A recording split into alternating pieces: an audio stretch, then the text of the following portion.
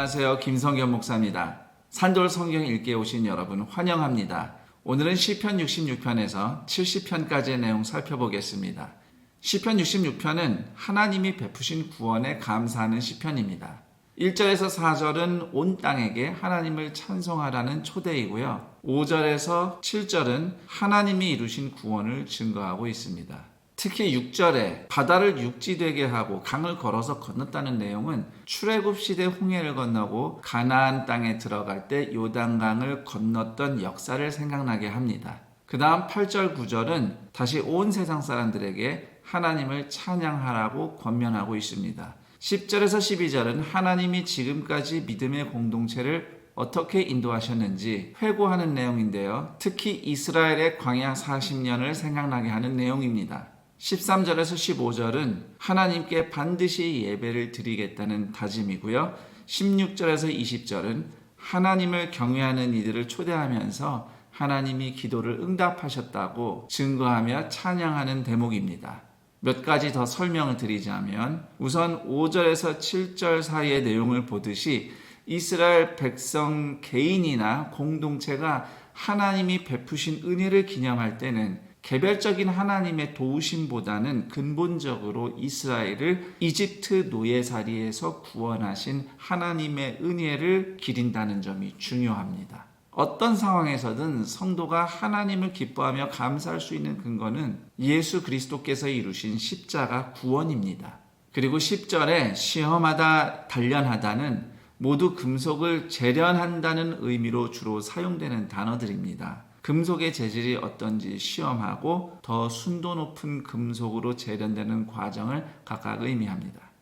그 다음 시편 67편은 복을 주시고 공평하게 심판하시는 하나님을 찬양하는 시편입니다. 1절과 7절, 2절과 6절, 3절과 5절이 4절을 가운데 두고 서로 대칭을 이룹니다. 이런 구조를 카이즘이라고 부르는데요. 이런 구조가 나올 때는 맨 가운데 있는 구절이 핵심 주제가 되겠습니다. 4절을 중심으로 대칭되는 구절끼리 서로 의미가 통하기도 하고요. 더 나아가서 중심 구절인 4절과 나머지 구절들이 연결되면서 의미가 창출이 됩니다. 1절은 마치 성전뜰에 입장하듯이 시작하고요. 4절에서는 성소에 도착해서 경배하는 장면이 묘사되고 있습니다. 그리고 7절은 다시 나와서 성전뜰을 지나가듯이 노래한다고 이해하시면 되겠습니다. 1절과 2절은 하나님의 은혜와 복을 구하는 기도이고요. 민수기 6장 24절에서 26절 제사장의 축복과 그 내용이 이어진다고 하겠습니다. 그리고 3절에서 5절은 모든 민족이 하나님을 찬송하게 해달라고 기도하고 있고요.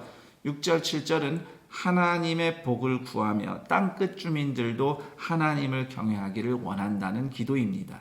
몇 가지만 좀 더 설명을 드리겠습니다. 1절에 하나님이 이스라엘에게 얼굴을 비춰주시는 은혜, 즉 늘 하나님 앞에서 예배할 수 있는 은혜는 7절, 온 세상이 하나님을 경외하게 될 복을 지향하고 있습니다. 그래서 예배 공동체의 예배는 항상 선교적입니다. 그 다음 4절 심판하시며 히브리어로 샤파트라고 하는데요. 재판하다라는 단어입니다. 이 단어에서 파생되는 말이 쇼페트, 사사라는 단어입니다. 사사는 그저 재판장이 아니라 구원자이기도 하죠. 그래서 하나님의 공정한 심판은 악인을 심판하며 억압받는 의인을 건지시는 하나님의 구원 활동이기도 합니다. 그리고 6절에 땅이 소산을 내어주는 복, 창세기 3장의 인간의 타락의 결과 땅이 엉겅퀴를 내게 된 저주를 생각해 볼 때에 땅이 소산을 내는 상황 자체가 기본적으로 하나님의 은혜와 돌보심이라고 하겠습니다. 그 다음 시편 68편은 이스라엘을 애굽에서 구원하시고 광야를 지나가게 하시고 가나안을 기업으로 주신 하나님을 찬양하는 시편입니다. 구조를 좀 살펴보면 1절에서 10절은 중간에 광야, 시내산이 언급되는 걸 볼 때에 출애굽 역사를 기억하며 하나님을 찬양하는 내용이 되겠고요. 11절에서 18절은 중간에 여러 군대의 왕들, 바산의 산 등이 등장하는 걸 볼 때에 가나안 정복과 승리를 주신 하나님을 노래하고 있는 대목입니다. 그 다음 19절에서 31절은 이스라엘 왕국 시대에 성전에 임재하신 하나님의 영광을 노래한다고 볼 수 있고요. 32절에서 35절은 온 세상에게 하나님을 찬양하라고 선포하고 있습니다. 몇 가지 내용을 자세히 살펴보겠습니다.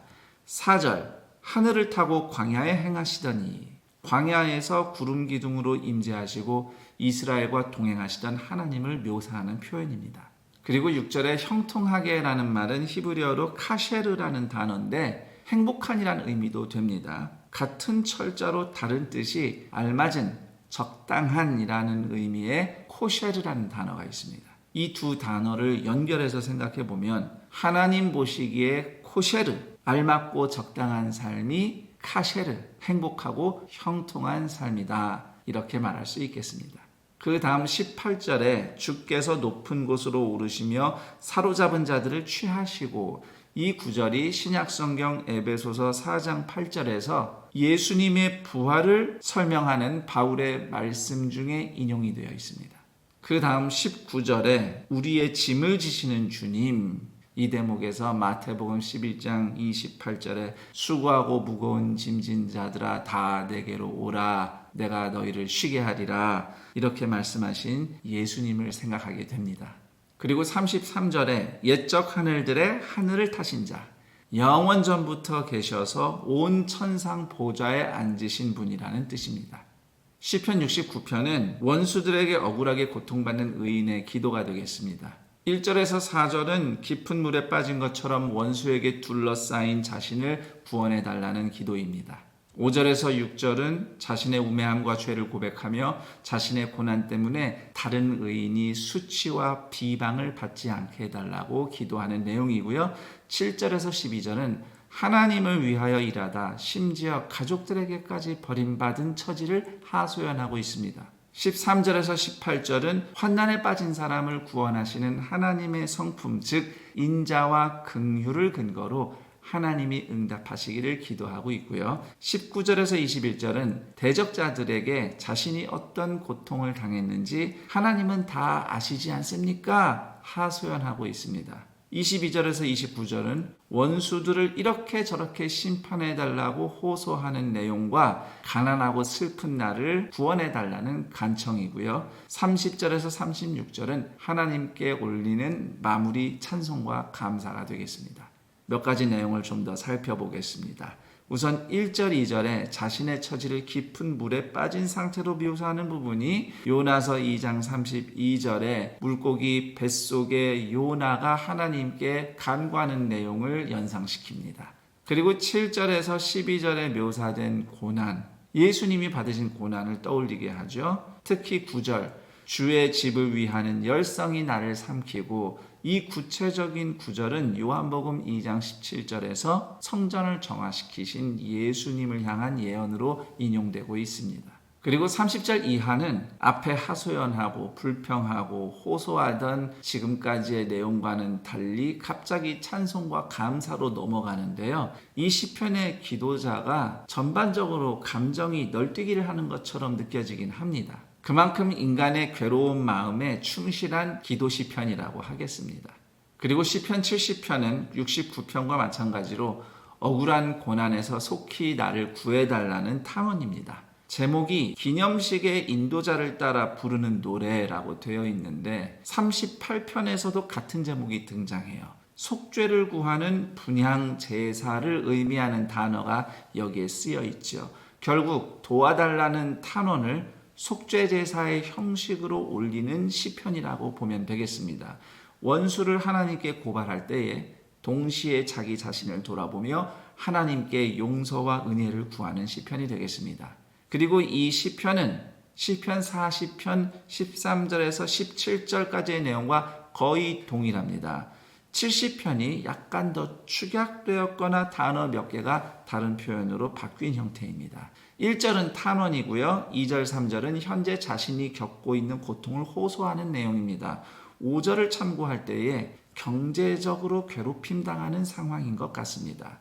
그리고 4절, 공동체를 위한 기도인데 하나님을 찾는 이들이 기쁨을 누리도록 복을 달라고 간구하는 내용입니다. 그리고 5절은 하나님이 자신을 속히 구해주실 것을 다시 한번 탄원하고 있습니다. 몇 가지 내용을 살펴보겠습니다. 우선 2절, 나의 영혼을 찾는 자들. 뒤에 4절, 주를 찾는 모든 자들과 대조를 이루고 있는데요. 내 영혼을 찾는 자는 나의 불행으로 기뻐하다가 하나님께 부끄러움을 당할 것이다. 반대로 주님을 찾는 자들, 즉 나를 괴롭히지 않는 경건한 자들은 하나님으로 인해 기뻐할 것이다. 이렇게 노래를 하는 거죠. 그리고 5절에 가난하다라는 표현 나오죠. 히브리어로 아니라는 단어인데 비천하다라는 의미로도 쓰입니다. 그런데 흥미롭게도 나 1인칭을 표현하는 히브리어가 아니라는 말이에요. 물론 비천하다와는 철자도 다르고 발음도 약간은 차이가 있습니다만 거의 비슷하게 들려요. 그래서 나는 가난하다 그러면 히브리어로 아니가 되는 것이죠. 참으로 하나님 앞에서는 나라는 존재가 얼마나 가난하고 비천한지 깨닫게 됩니다. 여기까지 시편 66편에서 70편까지의 내용 살펴봤습니다. 그럼 전 여기서 인사드리고 다음 시간에 다시 뵙겠습니다. 감사합니다.